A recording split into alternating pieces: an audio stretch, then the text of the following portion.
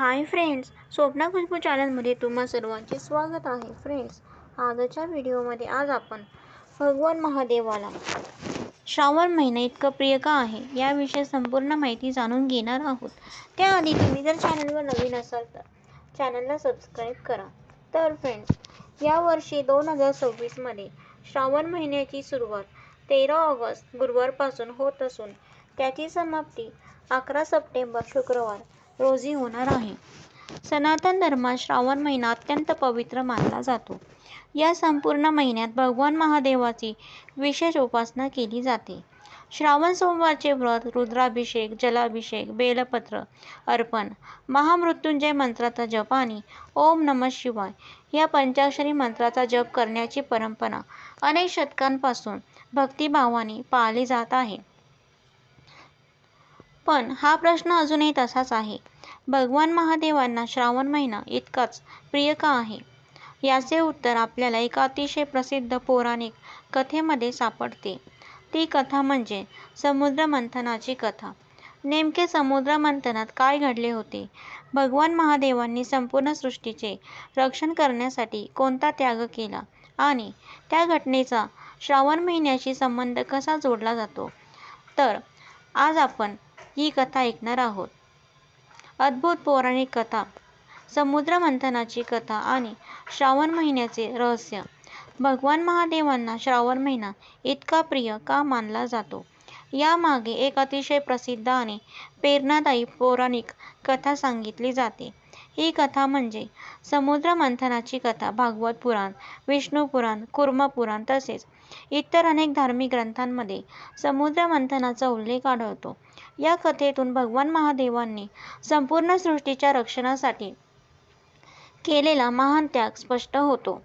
पौराणिक कथेनुसार एकदा देव आणि दानवांनी अमृतप्राप्तीसाठी क्षीरसागराचे मंथन करण्याचा निर्णय घेतला. मंदार पर्वताला मंथन दंड आणि वासुकी नागाला दोरी बनवून समुद्र मंथन सुरू झाले. समुद्र मंथनातून एकामागून एक अनेक दिव्य रत्न प्रगट होऊ लागले. पण अमृत बाहेर येण्यापूर्वीच एक अत्यंत भयंकर आणि प्रलयकारी विष प्रगट झाले. त्या विषाला हलाहल विष असे म्हटले जाते. या विषाचा प्रभाव इतका भीषण होता की त्याच्या उष्णतेने संपूर्ण सृष्टी संकटात आली. देव, दानव, ऋषी, मुनी आणि सर्व लोक भयभीत झाले. कोणाकडेही त्या विषाचा सामना करण्याची शक्ती नव्हती. अखेर सर्व देव भगवान महादेवाच्या शरण गेले. त्यांनी विनंती केली, हे महादेव, संपूर्ण सृष्टीचे रक्षण करण्याची शक्ती फक्त तुमच्यातच आहे. भक्ताच्या आणि देवांच्या रक्षणासाठी भगवान महादेवांनी क्षणाचाही विचार न करता ते संपूर्ण हलाहल विष आपल्या हस्तात घेतले आणि प्राशन केले. मात्र त्याचवेळी माता पार्वतींनी आपल्या करुणेने ते विष भगवान शिवांच्या कंठातच थांबवले, जेणेकरून ते विष त्यांच्या शरीरात पसरू नये. त्यामुळे भगवान महादेवांचा कंठ निळा झाला आणि ते नीलकंठ या नावाने संपूर्ण जगात पूजले जाऊ लागले.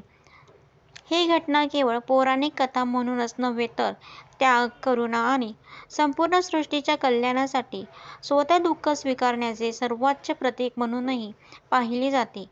या कथेचा आणि श्रावण महिन्याचा नेमका संबंध काय आहे? भगवान महादेवांनी विष प्राशन केल्यानंतर देवांनी कोणती सेवा केली ज्यामुळे श्रावण महिना त्यांच्या उपासनेसाठी विशेष मानला जाऊ लागला? यामागील धार्मिक परंपरा अत्यंत सुंदर आहे. तर ते आता आपण जाणून घेत आहोत. भगवान महादेवांनी हलाहल विष प्राशन करून संपूर्ण सृष्टीचे रक्षण केले. पण त्या विषाची तीव्रता इतकी प्रचंड होती की त्याचा प्रभाव भगवान शिवाच्या कंठावर जाणवत होता, अशी पौराणिक कथा सांगितली जाते. याच ठिकाणी श्रावण महिन्याशी संबंधित एक सुंदर धार्मिक परंपरा आपल्याला पाहायला मिळते. अनेक धार्मिक ग्रंथांनुसार भगवान महादेवांनी हलाहल विष प्राशन केल्यानंतर देवांनी त्यांना शीतलता लाभावी आणि त्यांच्या त्यागाप्रती कृतज्ञता व्यक्त व्हावी म्हणून पवित्र जल अर्पण केले. या भावनेतून भगवान शिवांना जलाभिषेक करण्याची परंपरा अधिक दृढ झाली, अशी श्रद्धा अनेक ठिकाणी आढळते.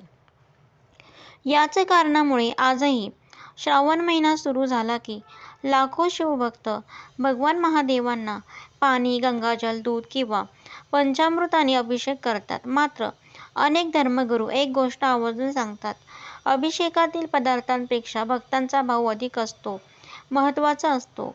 म्हणूनच अनेक शिव मंदिरांमध्ये तुम्ही पाहिलं असेल, काही भक्त फक्त स्वच्छ पाण्याने अभिषेक करतात, तर काही जण गंगाजल अर्पण करतात. प्रत्येकाची श्रद्धा वेगळी असली तरी उद्देश एकच असतो, भगवान महादेवांप्रती कृतज्ञता आणि भक्तिभाव व्यक्त करणे.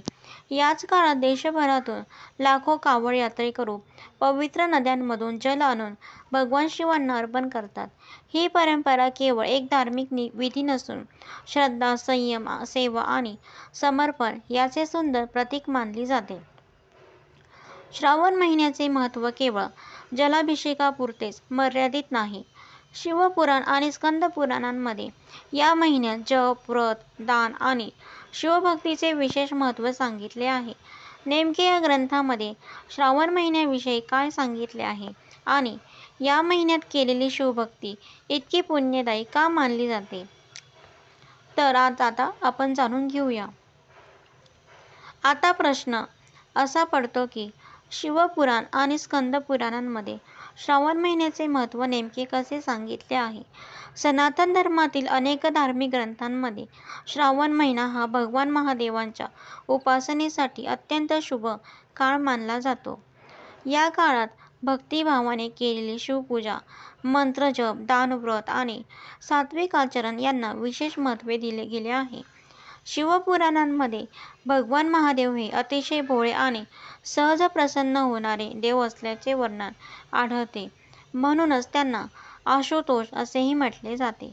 धार्मिक श्रद्धेनुसार भक्तांनी मनापासून आणि निष्कपट भावनेने केलेली प्रार्थना भगवान शिव स्वीकारतात. त्यामुळे श्रावण महिन्यात लाखो भक्त ओम नमः शिवाय या पंचाक्षरी मंत्राचा जप करतात, रुद्राभिषेक करतात आणि बेलपत्र अर्पण करून भगवान महादेवांची आराधना करतात. स्कंदपुराणामध्येही श्रावण महिन्यातील शिवभक्ती, तीर्थस्नान, दान, जप आणि सात्विक जीवन यांचे महत्त्व सांगितले आहे. या महिन्यात भक्तांनी शक्य तितके शांत, संयमी आणि सदाचारपूर्ण जीवन जगावे अशी धार्मिक शिकवण अनेक परंपरांमध्ये आढळते. याच कारणामुळे अनेक शिवभक्त श्रावण महिन्यात मांसाहार, मद्यपान आणि इतर तामसी आहार टाळून सात्विक जीवन जगण्याचा संकल्प करतात. हा केवळ आहाराचा नियम नसून मन, वाणी आणि आचरण शुद्ध ठेवण्याचा प्रयत्न मानला जातो. अनेक धर्मगुरू एक सुंदर गोष्ट सांगतात, श्रावण महिना म्हणजे फक्त उपवास करण्याचा महिना नाही, तर स्वतःमध्ये चांगले बदल घडवून आणण्याचा महिना आहे. जर एखाद्या व्यक्तीने या महिन्यात राग कमी केला, खोटे बोलणे टाळले, दुसऱ्यांना मदत केली, आई-वडिलांची सेवा केली आणि भगवान महादेवांचे नामस्मरण केले, तर ती देखील एक प्रकारची शिवभक्तीच मानली जाते. श्रावण महिन्यात एक दिवस असा असतो ज्याचे महत्त्व संपूर्ण महिन्यात सर्वाधिक मानले जाते. त्या दिवसाची लाखो भक्त आतुरतेने वाट पाहत असतात. तो दिवस म्हणजे श्रावण सोमवार. पण नेमका श्रावण सोमवारच इतका विशेष का मानला जातो? संपूर्ण श्रावण महिना भगवान महादेवांच्या उपासनेसाठी पवित्र मानला जातो, पण या महिन्यातील प्रत्येक सोमवार विशेष शुभ का मानला जातो, असा प्रश्न अनेकांच्या मनात येतो. धार्मिक परंपरेनुसार सोमवार हा दिवस भगवान महादेवांना समर्पित मानला जातो. भगवान शिवाच्या अनेक नावांपैकी एक नाव सोमेश्वर आणि चंद्रशेखर आहे. पौराणिक कथेनुसार भगवान महादेवांनी आपल्या जटांवर चंद्र धारण केला, त्यामुळे सोम म्हणजेच चंद्र आणि सोमवार यांचा संबंध भगवान शिवाशी जोडला जातो.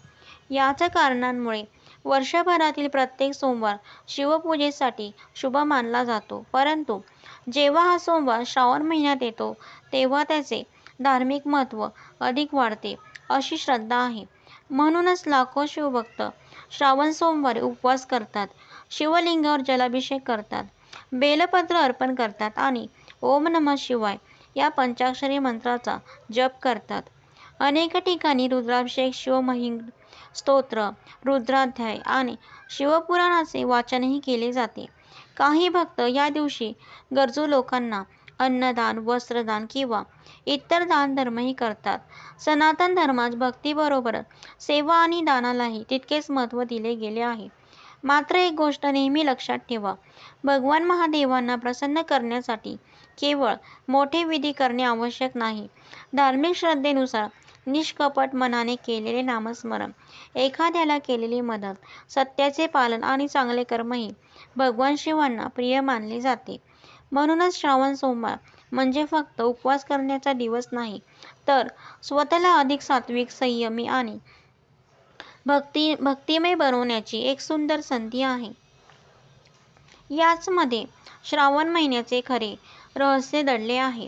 भगवान महादेवांना हा महिना प्रिय आहे कारण या महिन्यात फक्त भक्त केवळ पूजा करत नाही, तर आपल्या विचारांमध्ये, आचरणात आणि जीवनातही सकारात्मक परिवर्तन घडवण्याचा प्रयत्न करत असतात. तर फ्रेंड, अशा प्रकारे आपला व्हिडिओ इथे समाप्त होत आहे.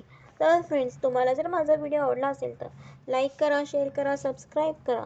पुन्हा भेटू एका नवीन व्हिडिओसह. तोपर्यंत बाय.